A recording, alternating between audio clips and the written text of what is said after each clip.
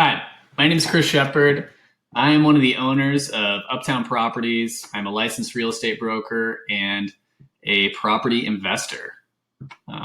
One of the most important things about being an investor is looking at deals. So today I'm going to share how I analyze a deal.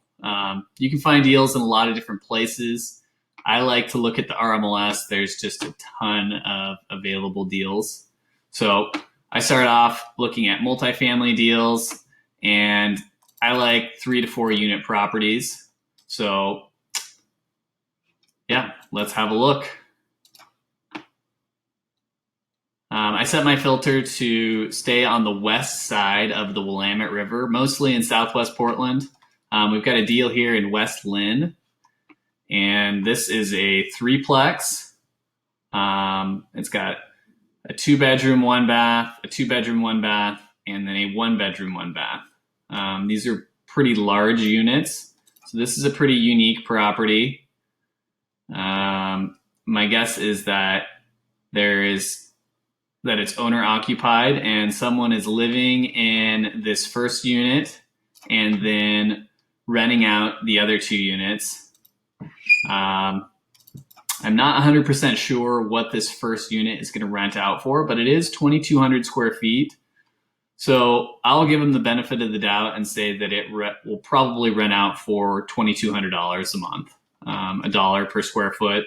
That's not a bad estimate. The smaller in square footage you get, the more valuable each square foot is. So if it's a 500 square foot unit, it's probably going to rent out for more than $500. But once you get to more square feet, then marginally each square foot is worth less. So one of the first things I like to test the property on is what I call the 1% rule. The idea is that 1 month's gross rent should equal about the 1% of the purchase price.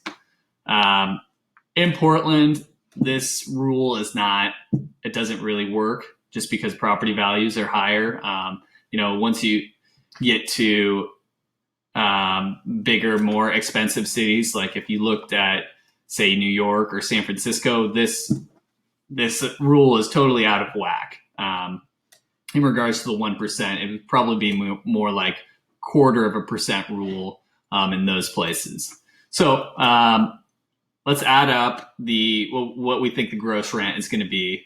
My guess is that it's going to be $2,200 a month in the first unit, $1,300, and then we'll round up to $1,100. So $2,200 a month plus $1,300 plus $1,100.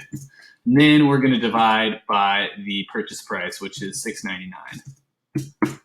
So multiply by 100, and then we are at 0.66%. That's not a bad deal. So let's keep going. Let's look at Southwest 17th Avenue. Looking at the 1% rule. This is a threeplex. These are little townhouses. We can look at the photos here real quick.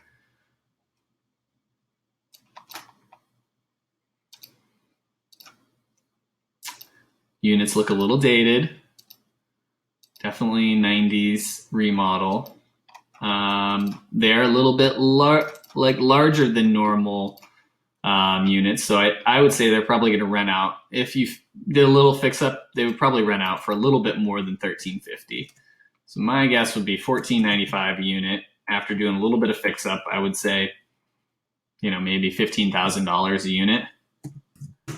So we can do it at what I believe are the future rents, or you can do it at the current rents. Let's do it at the future rents. So the purchase price is $649, and then we would invest about $45,000 into each of the units, or not into each, in all 3 units, $15,000 per unit, and that would give us $695.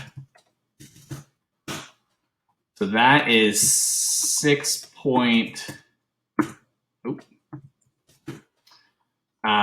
that is 0.645 just not quite as good as the deal in West Lynn. Assuming that all of our guesses are correct. This property on Southwest 17th, it's pretty close to the freeway, but it's kind of in the Burlingame neighborhood. That's a relatively desirable neighborhood. It's pretty good. Okay, moving on to Southwest Valley. Let's just quickly do the napkin test. This is a fourplex. I'm relatively familiar with this area. These are a little larger size units. I think that they're going to rent for about $1,100 each. So let's multiply those out and then divide by the purchase price of $649. So this one, being a fourplex, is slightly better investment than these other two, just looking at the 1% rule calculation. Okay, and then here's a property that I'm very interested in because we manage the property down the street. I think it's a few houses down, and I have very good detailed information about it. So we're going to take a little further in-depth review on 12285 Southwest Longhorn Lane. Let's have a good look at the photos and just kind of peek through that. That roof looks pretty decent. These are taken 2018. It's on the market currently. Nice little gardens, vinyl windows, so that's nice. That fireplace looks pretty decent, recently tiled. New sliding glass doors. That's got new laminate in it. Those cabinets look a little tired. Baseboard heat. That's not exactly my favorite, but that's okay. Looks like newer appliances, newer cabinets in the kitchen. And yeah, this looks like a pretty decent unit. That bathroom looks a little older. This unit looks pretty decent as well, recently updated. Landscaping looks nice. Got a nice enclosed yard. Looks like there's storage available for some of the units. Nice little garden. And it looks like there's a couple garages available as well. So those are added little bonuses. The property that we manage doesn't have a garage. So that's very interesting. Makes it like it might be worth a little bit more. So going through the 1% rule, I know that the units rent for about $1,250 a month. And I would say fixing them up, those units looked pretty good. So I would say they could probably get $1,250 a month. So multiply that by 4, $5,000 a month divided by $699.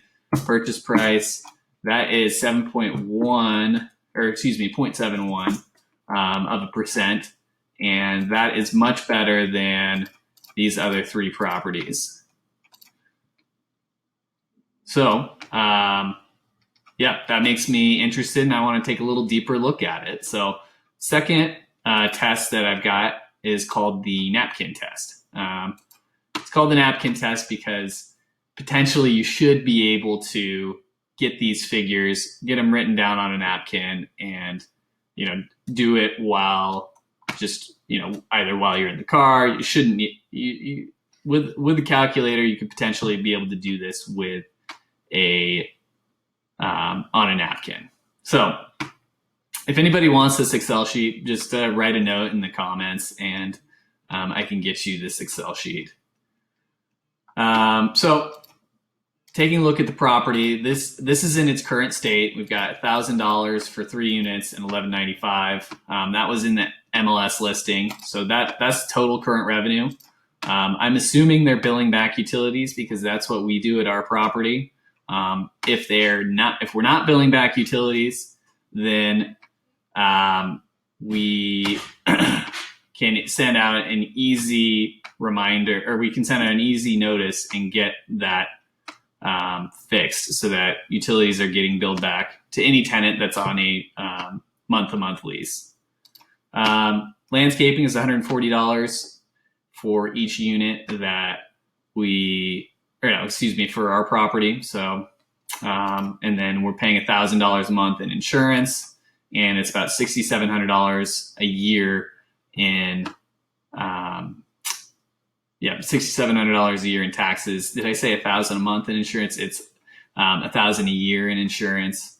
Management fees are $400 a month. And then I just like to throw in vacancy as a little bit of a buffer. Looking at vacancy, that's 5% of the gross income. And so we've got our total expenses at about $1,400, our annual net income of $36,000. So this gets you your cap rate. You take your annual net income divided by the purchase price. That's a little bit lower than the gross rent, but we can get the 1% rule if we just take our gross revenue and then divide it by purchase price. Let me quickly format that so that we get a few more decimals.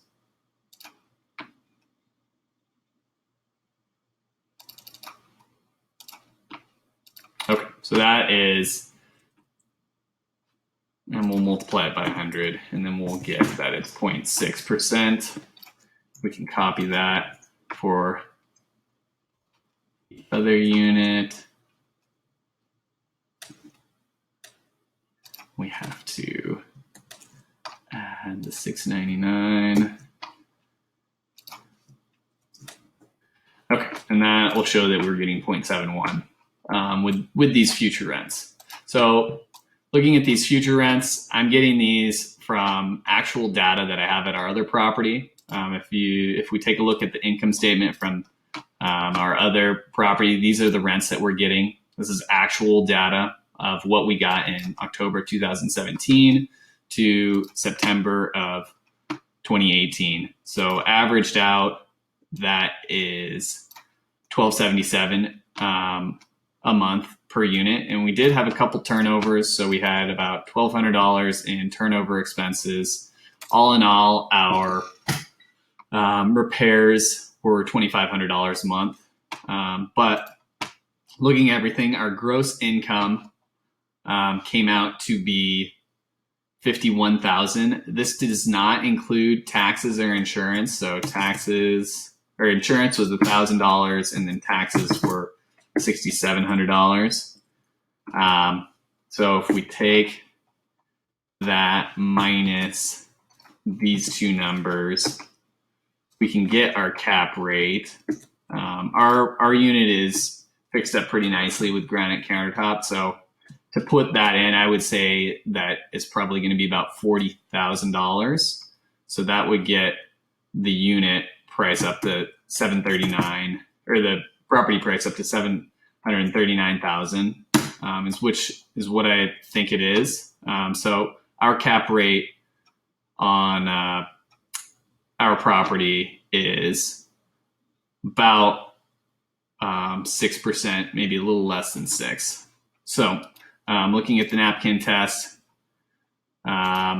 this being at 6.6% doesn't include maintenance. So that $2,500 in maintenance, we can just add that in. So $2,500, it's going to be about $210 per month. And then that net income, okay, so that brings it back down to about 6.2% cap rate, which I think is a great cap rate for a rental property. So that's the napkin test. If you don't have that data of, actual of an actual income statement from a unit down the street, you have to do a little more researching. And I can go into how to fill out your napkin test when you don't have actual data. Also, in this napkin test, I did a quick construction analysis on what it might cost to fix up the unit to how we have our units down the street. So this was a little guesstimate in the capital required, and I estimated that we needed to fix up 3 units, and that is what went into the cap rate analysis. So if anybody wants to reach out, get set up on receiving leads or deals to analyze from the RMLS, feel free to contact me. My name is Chris Shepard, and I am I'm the owner of Uptown Properties and real estate agent and an investor. Have a great day.